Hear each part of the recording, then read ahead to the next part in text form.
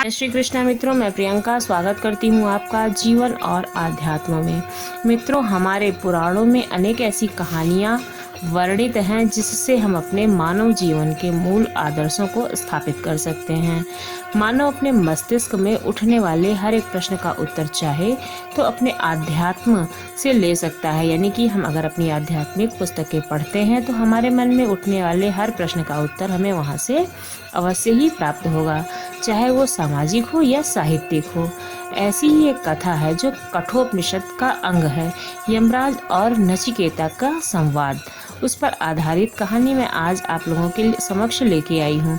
इसमें नचिकेता द्वारा यमराज के कुछ ऐसे प्रश्न किए गए हैं जिसका उत्तर हर व्यक्ति कभी न कभी अवश्य ही जानना चाहेगा। तो आइए जानते हैं कि कौन कौन से वो प्रश्न हैं और उत्तर क्या है। नचिकेता एक संपन्न ब्राह्मण बाजाश्रव की संतान थे। एक बार ब्रह्म प्राप्ति के लिए अपने समस्त मोह का त्याग करने का निश्चय किया। उन्होंने एक यज्ञ का आयोजन किया और उसकी समाप्ति पर उन्होंने अपनी समस्त संपत्ति और गायों की उपस्थिति ब्राह्मणों को दान में देने का सोचा और यह ध्यान करना प्रारंभ कर दिया। नचिकेता ने देखा उनके पिता अभी भी मोह को नहीं छोड़ पा रहे हैं। वे उन्हीं गायों को दान कर रहे हैं जो बूढ़ी और कमजोर हैं।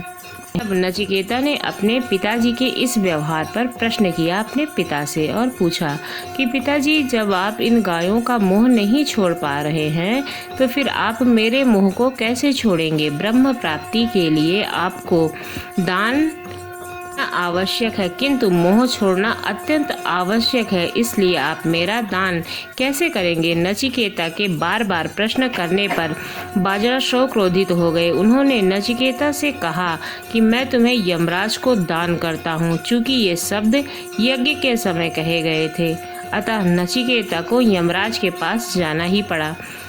नचिकेता ने 3 दिन 3 रातों तक यमराज के द्वार पर धैर्यपूर्वक उनकी प्रतीक्षा की। 3 दिन के बाद जब यमराज अपने महल से बाहर आए तो उन्होंने उस बालक की इस धीरज भरी प्रतीक्षा और उसके दृढ़ निश्चय से प्रसन्न होकर नचिकेता से 3 वरदान मांगने को कहा। तब नचिकेता ने यमराज को प्रणाम करके कहा, हे देव, अगर आप मुझ पर प्रसन्न हैं और मुझे वरदान देना चाहते हैं तो पहला वरदान यह दीजिए कि मेरे पिता का जो मुझ पर क्रोध है वह शांत हो जाए और मुझे पुनः अपने पिता का साथ प्राप्त हो। यमराज ने तथास्तु कहा और फिर दूसरा वर मांगने के लिए कहा।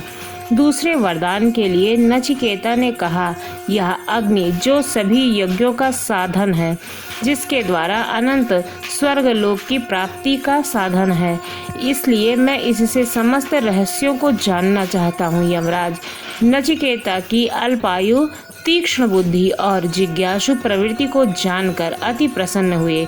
उन्होंने कहा, यह अग्नि विराट रूप से जगत की प्रतिष्ठा का मूल कारण है। इसके आवाहन के बिना कोई भी यज्ञ संपन्न नहीं हो सकता है। इसका मूल तत्व उसी प्रकार स्थित है जैसे ज्ञान विज्ञानों की बुद्धि रूपी गुफा में स्थित होना। तब यमराज ने अग्नि की सभी गूढ़ विदेह नचिकेता को बताई और यह वरदान भी दिया कि आज से यह विद्या नचिकेताग्नि के नाम से प्रसिद्ध होगी। तीसरा वरदान मांगो। तब नचिकेता ने तीसरे वरदान में यमराज से जीवात्मा का ज्ञान मांगा। यमराज नचिकेता को यह ज्ञान नहीं देना चाहते थे, परंतु नचिकेता अपने निश्चय पर अडिग रहे और तब विवश पर यमराज ने नचिकेता को जीवात्मा का ज्ञान प्रदान किया। यमराज ने नचिकेता को जीवात्मा के विकास की 4 अवस्थाएं बताईं। वो अवस्थाएं हैं हंस, वसु, होता और अतिथि। जब जीवात्मा उत्तरोत्तर अपना विकास करना चाहती है, जानती है, तब वे सभी अवस्थाएं उसे प्राप्त होती हैं। पहली विकास की अवस्था हंस है। जब जीवात्मा हंस की तरह अपना जीवन व्यतीत करता है, जैसे हंस पानी में रहकर भी पानी से नहीं भीगता है, उसी प्रकार जीवात्मा संसार में रहकर संसार में लिप्त नहीं होती है, तब वह इस अवस्था को सिद्ध करता है। यह उसकी पहली विकसित अवस्था है। इस तरह का जीवन व्यतीत करने वाले जीव को कहा जाता है कि वह नर देह में वास कर रहा है। इस अवस्था को ब्रह्मचर्य कहते हैं। के बाद दूसरी अवस्था आती है जो पहली अवस्था से अधिक विकसित होती है। इस अवस्था को वसु की अवस्था कहा जाता है। यह वह अवस्था है जब मनुष्य वसु की तरह अपना जीवन व्यतीत करता है, अर्थात वह स्वयं ही बसता है और दूसरों को भी बसाता है, अर्थात वह स्वयं में ही केंद्रित होकर बिना किसी मूल्य के दूसरों की हर प्रकार से जो संभव हो सके वह मदद करता है, मानो वह इस नर देह से भी एक उत्तम शरीर में वास कर रहा हो। इसे हम वरदेह भी कहते हैं। यह गृहस्थ की अवस्था होती है। तीसरी अवस्था आती है। यह पहली और दूसरी अवस्था से अधिक विकसित होती है।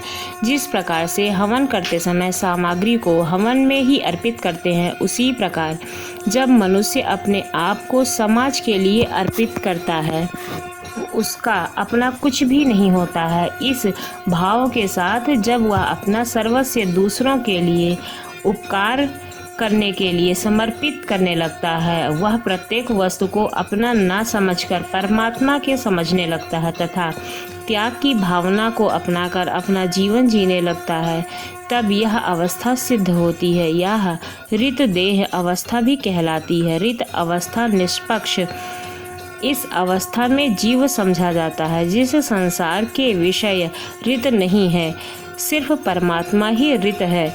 निष्पक्ष सत्य केवल परमात्मा ही है। इस अवस्था को वानप्रस्थ की अवस्था कहा जाता है। चौथी अवस्था आतिथ्य होती है।